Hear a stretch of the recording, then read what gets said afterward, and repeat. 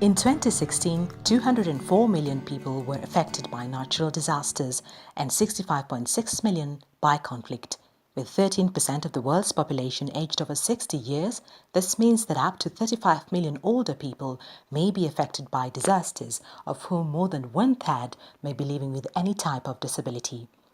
According to the World Health Organization, disabilities is an umbrella term covering impairments, activity limitations, and participation restrictions.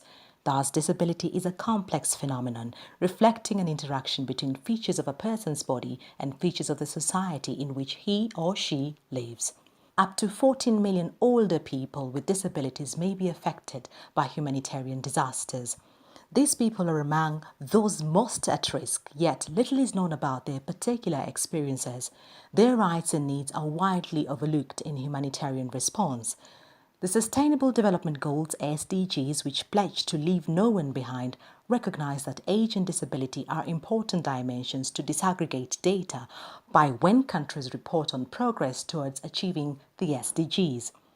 However, data on age and disability is scant but needed to develop inclusive humanitarian responses. So far, the humanitarian sector is paying limited attention to the intersection of aging and disability.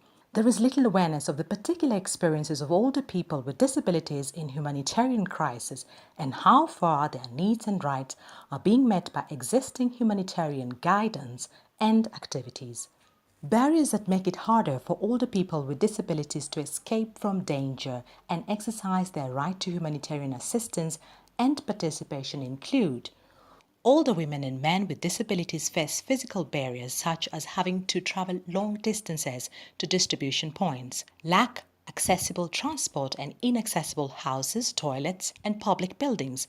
It is clear that low-cost adaptations such as wheelchair ramps and railings could make a big difference.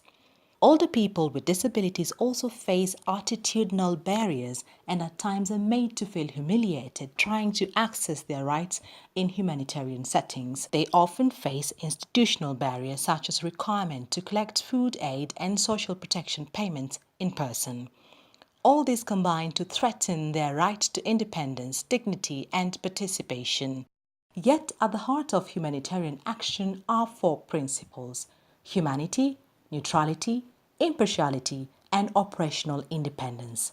These principles afford everyone the right to safe and dignified access to humanitarian assistance and protection without discrimination and on an equal basis with others. While the humanitarian policy and programming is increasingly focusing on the inclusion of older people and people with disabilities, it is often assumed that older people and people with disabilities can be supported simply by implementing needs-based assistance.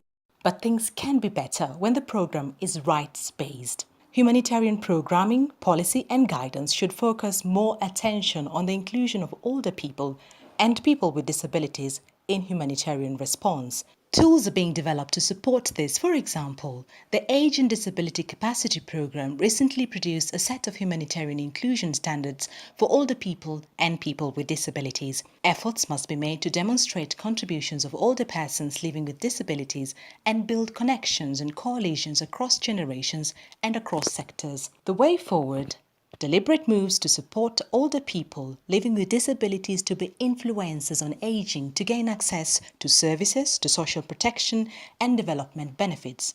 Strengthening the capacity and reach of organizations working with older people living with disabilities. Connecting grassroots experience with government thinking and policy making.